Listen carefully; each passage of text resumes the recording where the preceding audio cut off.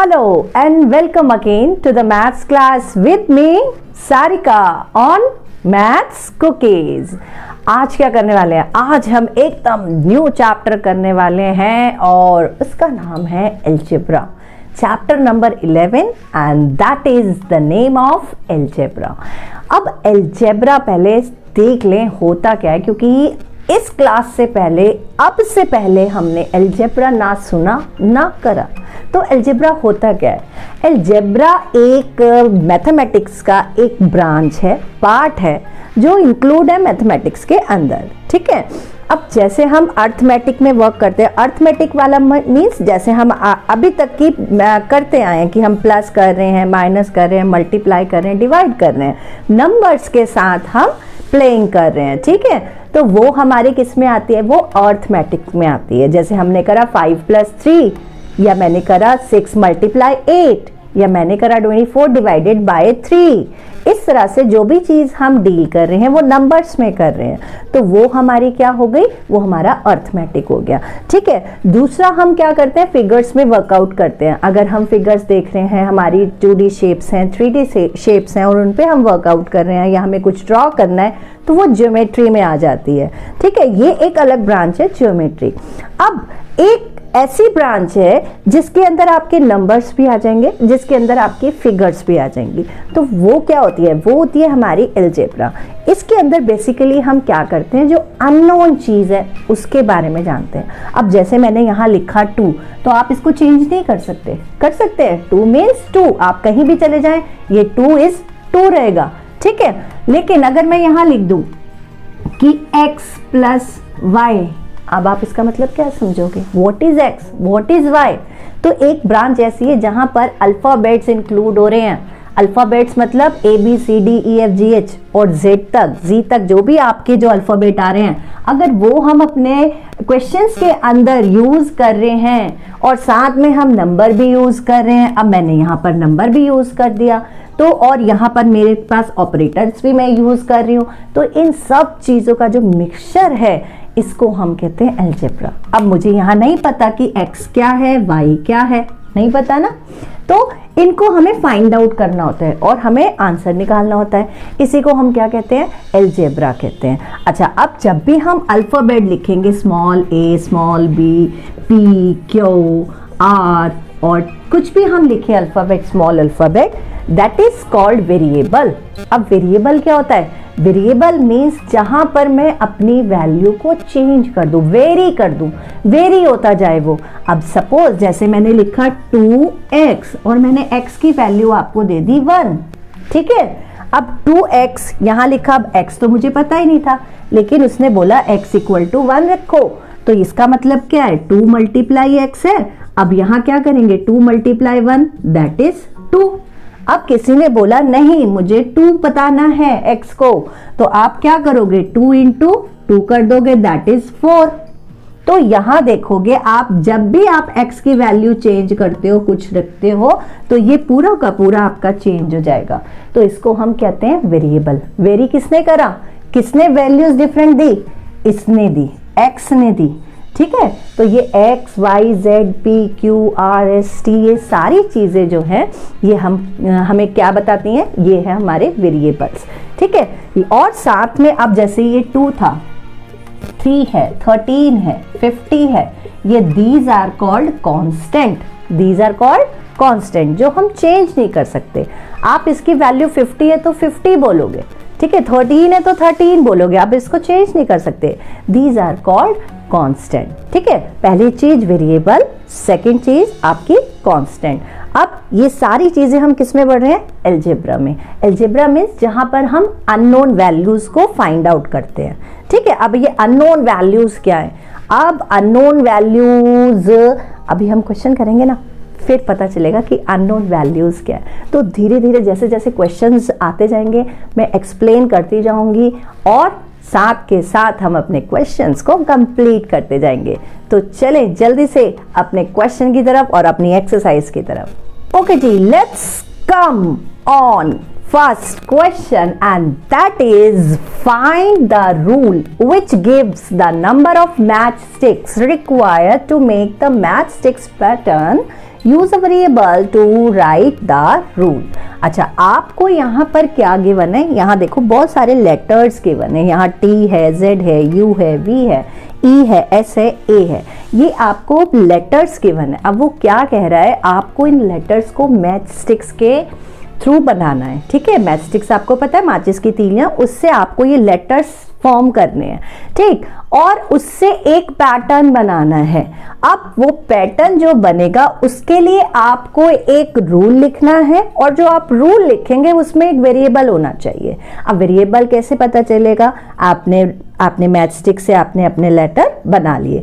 ठीक है, उसके बाद आपने रूल कैसे फाइंड आउट करना है वो मैं अभी आपको बताती हूँ। अच्छा, वेरिएबल्स आपको अपनी आप मर्जी से ले सकते हैं। वेरिएबल मीन्स आप यहाँ, अब देखो यहाँ आप सिर्फ 1 आपको गिवन है। ठीक है, अब 1 के अलावा अगर 2, 3, 4, 5, 6, 7, 8, 9, 10 और कितने भी आ जाएं तो वो रूल आपका उन सभी पे वर्क करेगा। ठीक है, जो आप रूल आप बनाएंगे, यहाँ मैं एक के लिए बना रही हूँ तो वो रूल जो है वो सभी के, जितने मर्जी आप टी बना लीजिए उन सब पे वो रूल फॉलो होगा। तो वो कितने भी मर्जी जो जितने हैं वो मुझे नहीं पता कितने हैं, तो उसके लिए हम क्या करेंगे, वेरिएबल एज्यूम करेंगे। अब मुझे X, Y, Z, A, B, C, D, P, Q, R, S, T, जो मर्जी आप अल्फाबेट्स चूज कर सकते हैं एज अ वेरिएबल। ठीक है, तो जल्दी से स्टार्ट करें अपना क्वेश्चन नंबर 1। अब देखो, सबसे पहले यहां पर मुझे दिया है a pattern of letter T as, उसने आपको ऐसा बनाने के लिए दिया है, ये टी है और उसने कहा है कि ये आपने इस तरह से फॉर्म करना है। तो जब आप फॉर्म करेंगे टी, तो वो कैसा फॉर्म होगा, ये आपकी मैच स्टिक हो गई एक। ठीक है, दूसरी मैच स्टिक आप ऐसे लगाएंगे तो ये आपका टी फॉर्म हो गया। ठीक है, अब ये कितने टी है, नंबर ऑफ टीज कितने हैं, नंबर ऑफ टी कितने हैं बेटा, यहाँ पर 1, तो यहाँ पर आप सिर्फ एक टी देख रहे हैं। ठीक है, अच्छा, अब एक टी को बनाने के लिए कितनी मैच स्टिक्स लगी, number of match sticks required कितनी है, 1 and 2। Number of match sticks required that is 2। अब एक को बनाने के लिए 2 मैच स्टिक्स लग रही है। अब मैंने अगर इस तरह से फॉर्म कर दिया, ये टी एक, ये टी हो गया, फिर मैंने इसको इस तरह से फॉर्म कर दिया, ये कितने बन गए 2, फिर मैंने इसको ऐसे कर दिया, ये 3 बन जाएंगे यहाँ पर, और आप इस तरह से आप बहुत सारे बना सकते हैं, 3, 4, 5, 6, 7, 8। ठीक है, अब देखो यहाँ पर एक को बनाने के लिए, एक टी को बनाने के लिए कितने लग रहे हैं, 2 मैच स्टिक्स लग रही है। 2 को बनाने के लिए कितनी लग रही है, 1, 2, 3, 4 मैच स्टिक्स लग रही है। 3 टी अगर मैं बनाऊं तो 1, 2, 3, 4, 5, 6 लग रही है। ठीक है, लेकिन अगर वो कह दे कि आप मुझे बताइए अननोन क्वांटिटी में अगर मुझे टी की मैच स्टिक्स रिक्वायर्ड होनी चाहिए तो कितनी होनी चाहिए। ठीक है, तो उसके लिए देखो, अब यहां से मैंने करा 2 into 1। ठीक है, ये क्या है 2 into 1, 2 क्या हो गया, 2 आपका हो गया नंबर ऑफ मैच स्टिक्स, और 1 क्या हो गया, 1 का मतलब 1 टी। ठीक, अब 1 तो मुझे पता चल गया, लेकिन अब उसने कहा है कि एक वेरिएबल लेके रूल फॉलो करो। तो रूल अब कैसे बनाए, अब वेरिएबल ले लेते हैं। आप वेरिएबल रख सकते हैं ए, स्मॉल बी, कोई सा भी स्मॉल लेटर आप इसमें यूज कर सकते हैं। अब ये तो 2 तो कांस्टेंट है, 2 कांस्टेंट क्यों है, क्योंकि मुझे 2 मैच स्टिक्स की ही रिक्वायरमेंट है। ठीक है, तो दो ही आपकी मैच स्टिक्स लग रही है ना टी बनाने के लिए, तो यहाँ पर हमारा 2 तो हो गया कांस्टेंट। अब टी 1 होंगे तो 1 से मल्टीप्लाई, 2 टी हो गए तो 2 से मल्टीप्लाई, और अगर n हो जाए, n का मतलब क्या है, n का मतलब अननोन क्वांटिटी, n जितने मर्जी हो जाए वो n से मल्टीप्लाई हो जाएगा। कैसे हो जाएगा, देखो अगर मैंने लिख दिया 2 मल्टीप्लाई n, अब ये n क्या है, n इज वेरिएबल, n क्या बन गया आपका, वेरिएबल। अब n वेरिएबल है तो वेरिएबल मीन्स कि ये आपके 2 को जब आंसर निकालेंगे तो ये चेंज कर देगा।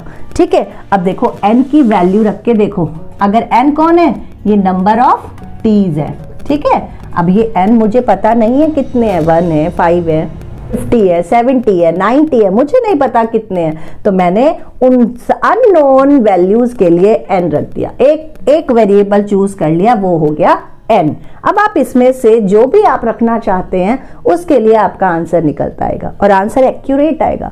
देखो अगर आप n की वैल्यू यहां से चेंज कर दो, अगर आपको n 1 रखना है तो ये हो जाएगा 2 × 1, तब कितनी मैच स्टिक्स चाहिए, 2 चाहिए। ठीक है, अगर आप n की वैल्यू यहाँ 6 रख दीजिए तो यहाँ देखो 2 × 6 दैट इज 12। ठीक है, तब आपको कितनी मैच स्टिक की जरूरत पड़ेगी, 12।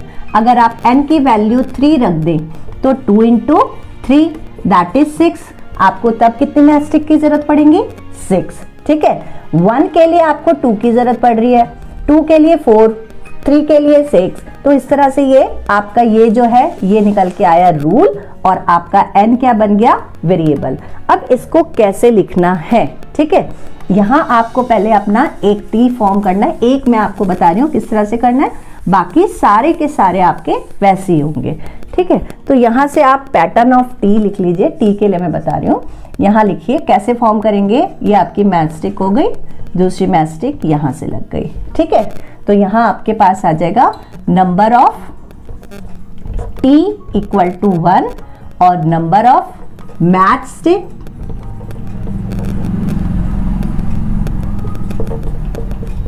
Required that is 2।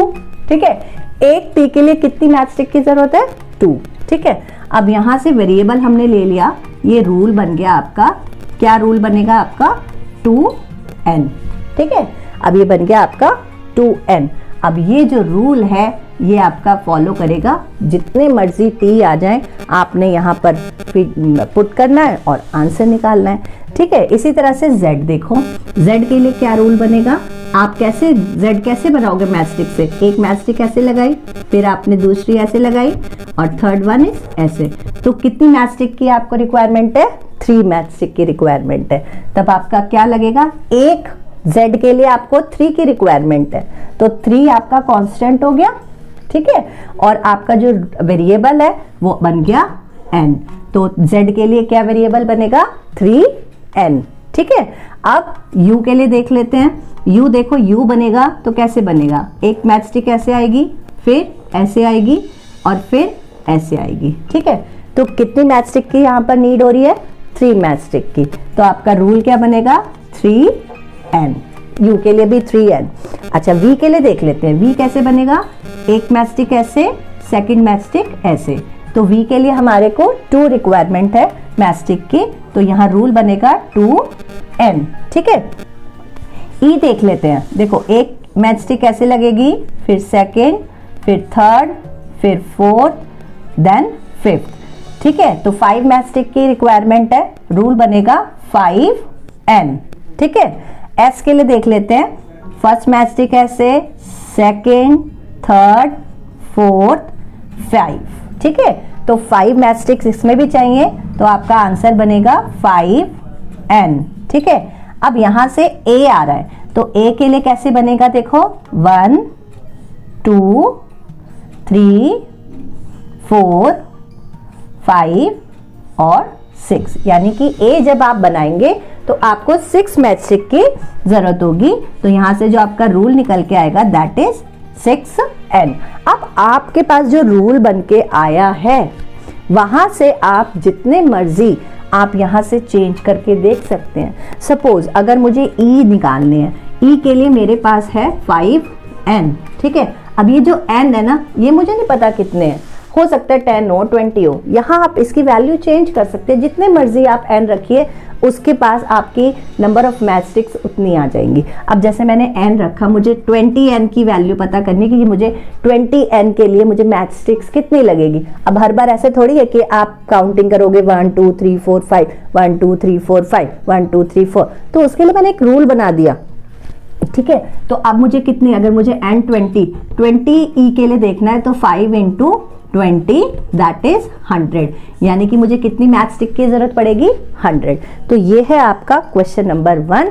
बहुत अच्छा क्वेश्चन है, मैच स्टिक से बना के देखिए और आपको अच्छा। चलिए let's move on question number 2 and question number 3। These questions are very very simple questions. ठीक है, अब यहाँ क्वेश्चन नंबर 2 क्या कह रहा है, कह रहा है we already know the rule for the pattern of letter L, C and F।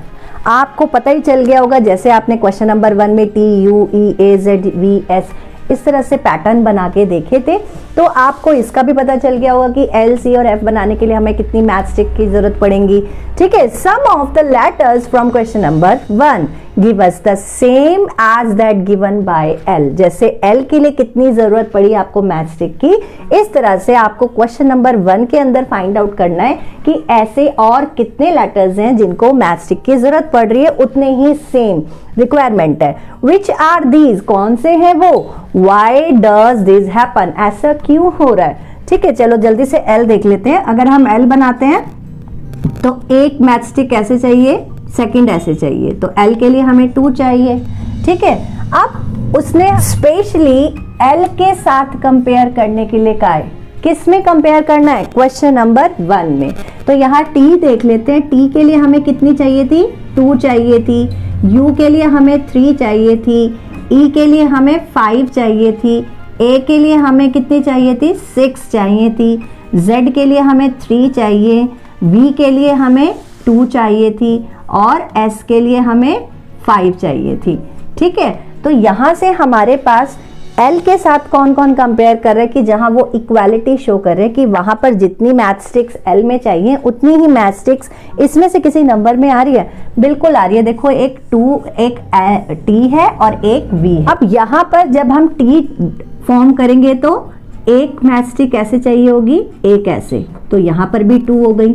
अगर हम V फॉर्म करें तो एक ऐसे चाहिए और एक ऐसे चाहिए, तो यहाँ से L के साथ अगर हम देखें तो L में भी 2 है, T में भी 2 है और V में भी 2 है। तो यहाँ हमारे क्वेश्चन का आंसर मिल गया है। विच आर दीज, कौन से हैं वो, हमारे पास T और V है।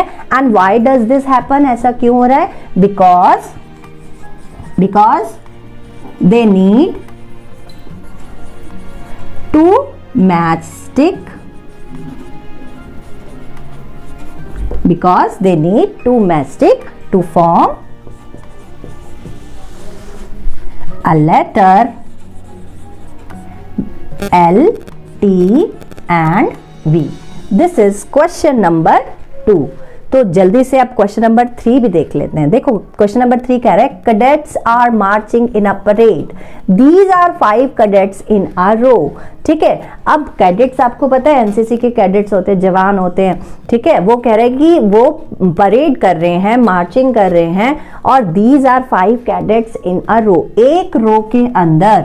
ठीक है, रो का मतलब क्या हो गया, आपके पास ये आ गई, रो आ गई। अब इसके अंदर आपके पास 5 कैडेट्स इन अ रो, एक रो में आपके पास 5 कैडेट्स है, 1 2 3 4 और 5। तो ये 5 आपके कैडेट्स हो गए कितनी रो में, 1 रो के लिए आपके पास कितने 5 कैडेट्स हैं।